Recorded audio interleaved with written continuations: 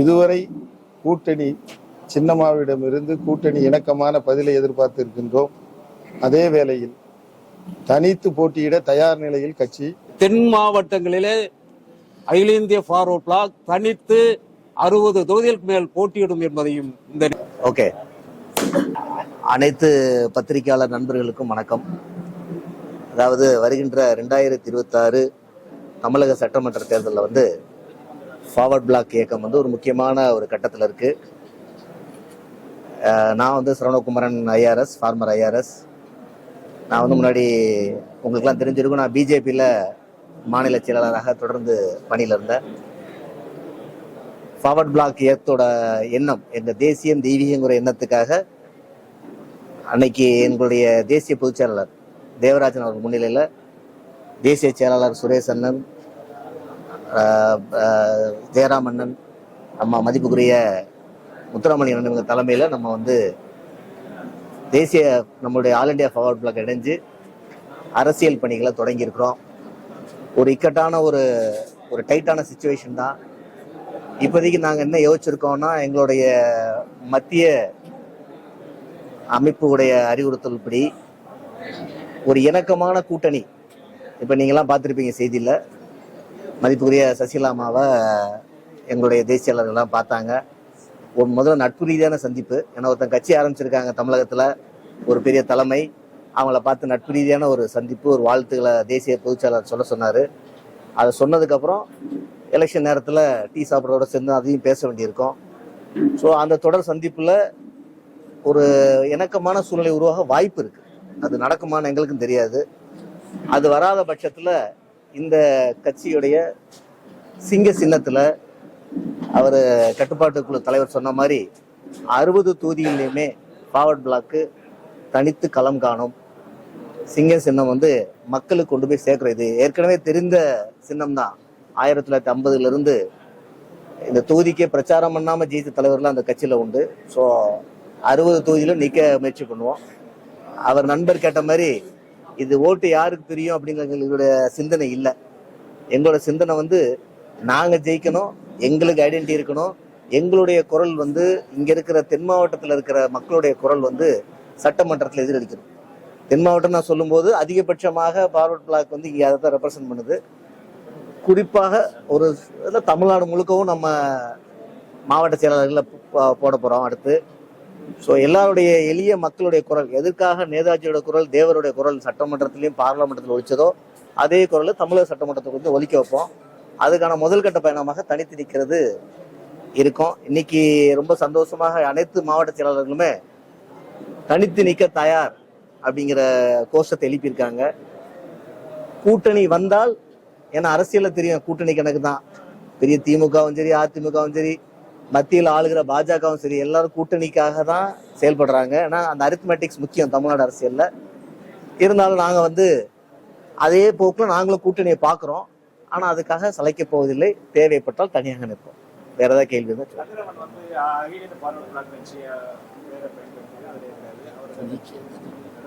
அதாவது இல்லை, அதாவது சில விஷயங்கள் கட்சி விஷயங்கள்ல பார்த்தீங்கன்னா மத்திய குழு தலைமை முடிவெடுக்கிறது தான் ஃபைனல். மத்திய தலைமை ஒரு பாஜகவோட கூட்டணி இருக்கிற கட்சிகளோடு கூட்டணி வைக்கக்கூடாதுன்னு ஒரு அறிவுறுத்தல் கொடுத்துருக்காங்க. அதை மீறி அவர் செயல்பட்டதுனால அவர் தற்காலிகமாக நீக்கப்பட்டிருக்காரு. தற்காலிகமாக அது தலைமைக்கு கட்டுப்பாட்டு குழுவும் மற்றவங்களும் ரெப்ரசன்டேஷன் பண்ணுவாங்க. இது ஒரு கட்சிக்குள்ள இருக்கிற உறவுக்குள்ள ஒரு பிரச்சனை தான். அது உங்களுக்குலாம் தெரியும். அந்த உறவுகள் எப்படி வேணாலும் சரியாகலாம். இந்த எலெக்ஷனுக்கு அது ஒரு வீக்னஸாக ஃபார்வர்ட் பிளாக் இருக்காது. ஒரு நல்ல முடிவை விரைவில் எதிர்பார்ப்போம் தலைமையில். அகில இந்திய ஃபார்வர்ட் பிளாக் கட்சியினுடைய தேசிய செயலாளர் சிறுவைகுண்டம் சுரேஷ் வருகின்ற 2026 சட்டமன்ற தேர்தலில் தனித்து போட்டியிடுவதா அல்லது கூட்டணியா என்று இறுதிக்கட்ட ஆலோசனை கூட்டம் இன்று தரைக்குடியில் நடைபெற்றது. இது மத்திய கட்டுப்பாட்டு குழு தலைவர் தலைமையில் நடைபெற்றது. இப்போது வரை மற்ற விவரங்களை எல்லாம் கட்டுப்பாட்டு குழு தலைவரும் மாநில பொறுப்பாளருமான சரவணகுமார் சார் எல்லாம் சொல்லிட்டாங்க. இதுவரை கூட்டணி சின்னம்மாவிடமிருந்து கூட்டணி இணக்கமான பதிலை எதிர்பார்த்து இருக்கின்றோம். அதே வேளையில் தனித்து போட்டியிட தயார் நிலையில் கட்சி இருக்கும் என்பதை இந்த வேளையிலே தெரிவித்துக் கொள்கிறேன். அதுபோக நீங்கள் அவர்களிடம் கேட்ட கதிரவன் பிரிவு என்று கேட்டீர்கள். ஃபார்வர்ட் பிளாக் இதுதான் ஃபார்வர்ட் பிளாக். கதிரவன் அவர்களை இடைநீக்கம் செய்திருக்கிறார்கள். இந்த கூட்டத்தில் அவரை முழுவதுமாக நிரந்தரமாக நீக்க வேண்டும் என்று தீர்மானம் போட்டு இருக்கின்றோம். அந்த தீர்மான நகலை கட்டுப்பாட்டு குழு தலைவருக்கும் மத்திய பொதுச் செயலாளருக்கும் அனுப்பி இருக்கின்றோம். எப்படியோ இந்த தேர்தலில் சிங்க சின்னம் முக்கிய பங்கு வகிக்கும். அகில இந்திய ஃபார்வர்ட் பிளாக் இந்த தேர்தலில் முக்கிய ஒரு பங்கு வகிக்கும் என்பதை தெரிவித்துக் கொள்கிறோம். கதிரவன் வந்து எடப்பாடி போயிட்டு இல்ல அவர் எங்க கட்சியிலே கிடையாது. கட்சியில இருந்து இடைநீக்கம் பண்ணி வச்சிருக்கு, பயன்படுத்துறாரு. அதுக்கும் இப்ப எழுதியிருக்கோம், நாங்க எழுதியிருக்கோம், மத்திய குழுவுக்கு எழுதியிருக்கோம். அவரை நிரந்தரமா நீக்கணும்னு எழுதியிருக்கோம். அவருடைய எந்த முடிவும் கட்சியை கட்டுப்படுத்தாது. அவரு தவறுதெல்லாம் அந்த கட்சி பேரை பயன்படுத்திக்கிட்டு இருக்காரு. கிட்டத்தட்ட 22 மாவட்ட செயலாளர்கள் அவருடைய கருத்துக்களை இங்கே தெளிவாக சொல்லியிருக்கிறார்கள். 2026 சட்டமன்ற தேர்தலில் அகில இந்திய ஃபார்வர்ட் பிளாக் கூட்டணி அமைத்து போட்டியிடுவதா தனித்து போட்டியிடுவதா என்கின்ற நிலையில் இன்றைக்கு தலைமை செயற்குழுவிலே முடிவு பண்ணி இந்த மாநில குழுவிலும் அது சம்பந்தமாக விவாதிக்கப்பட்டது. எங்களுடைய ஃபார்வர்ட் பிளாக் கொள்கையோடு ஒத்த கருத்தோடு இருக்கின்ற இயக்கங்களோடு பேசிக்கொண்டிருக்கிறோம். அவர்களோடு இணக்கமான முடிவு ஏற்பட்டால் கூட்டணி அமைத்து போட்டியிடுவதென்றும், அவ்வாறு அந்த கூட்டணி அமைப்புகளை சில பிரச்சனைகள் சிக்கல்கள் ஏற்பட்டால் தென் மாவட்டங்களிலே அகில இந்திய ஃபார்வர்ட் பிளாக் தனித்து 60 தொகுதிகளுக்கு மேல் போட்டியிடும் என்பதையும் இந்த நேரத்தில் பதிவு செய்ய விரும்புகிறோம்.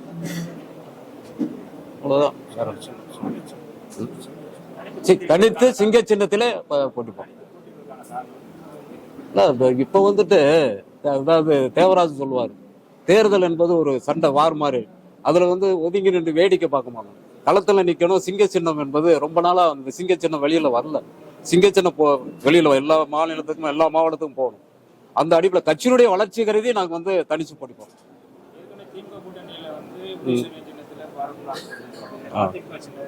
ஆமா ஆமா இல்ல, அப்ப உள்ள மத்திய தலைமை வேற முடிவு.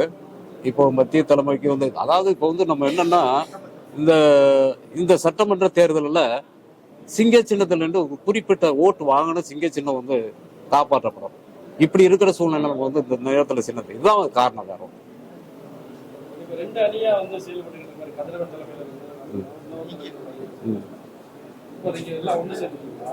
இல்ல அவர் இல்ல அவர் சென்ட்ரல் கமிட்டி போன 2ஆம் தேதி அவர் அதாவது மத்திய தலைமையில பிஜேபி கூட்டணியில இருக்கிற கட்சிகளோடு கூட்டணி சேரப்படும் எங்களுடைய மத்திய தலைமையினோட முடிவு. அந்த முடிவுக்கு மீறி அவர் போனதுனால கட்சி அவரை தற்காலிகமாக நீக்கி வச்சிருக்கிறாங்க. தற்காலிகமாக நீக்கம் இருக்குது. அந்த அடிப்படையில் அவர் அந்த இதுல இருக்காரு. அவர் தனி அணியா ஏடிஎம்கோட போயிட்டு இருக்காரு. அங்கே சீட் இல்லைன்னு நினைக்கிறேன். அந்த இதுல போயிட்டு இருக்கு. அதுக்குள்ள போக வேணாம்.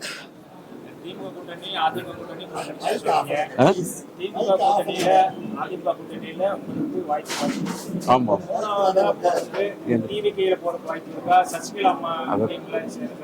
அதான் பேசிட்டு இருக்கான். உறுதியான முடிவு இல்ல, அதையும் போய் பேசணும். ஒரு 2 கட்டமா முதல் கட்டமா பேசணும். பேசிட்டு அவங்களும் எங்களுக்கு டைம் கேட்டாங்க. இல்ல இல்ல இல்ல இல்ல இல்ல இல்ல இல்ல நாளைக்கு வேட்புமனு ஆரம்பிச்சிருந்தா நாளைக்கு ஒரு முடிவு சொன்னோம்னா பேசலாம். இல்லைன்னா தனிச்சு போட்டி வரும். சிங்க சின்னத்தை தனிச்சு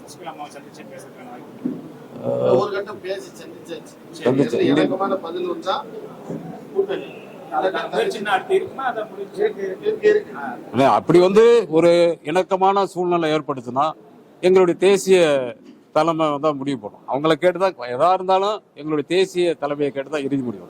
50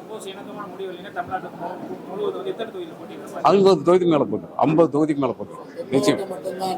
இல்ல தென் மாவட்டம் மட்டும் இல்ல. இப்ப நான் திருப்பூர்ல போட்டி போட போறோம். தனி தொகுதியில சீர்காழில தனி தொகுதியில போட்டி போட போறோம். இந்த மாதிரி தேனியில தனி தொகுதியில போட்டி போறோம். எல்லா தொகுதியிலும் போட்டி போட போறோம். அந்த மாதிரி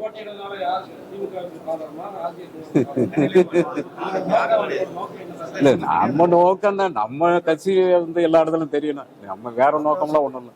வேற நோக்கம்ல எங்களுக்கு எந்த நோக்கம் இல்லை. இல்ல அந்த மாதிரி எல்லாம் ஒண்ணும் இல்லை எங்களுக்கு. அந்த மாதிரி எல்லாம் தனித்து அதான் ஒரே காரணம் சொல்றேன். எங்க சின்னம் வந்து இருக்கணும். இந்த எலெக்ஷன்ல வந்து ஒரு இது வேணாம். ஆமா அதுல ஒண்ணும் மாட்டுது. அவ்வளவுதான். நீங்க யாருன்னு சொல்லுங்க.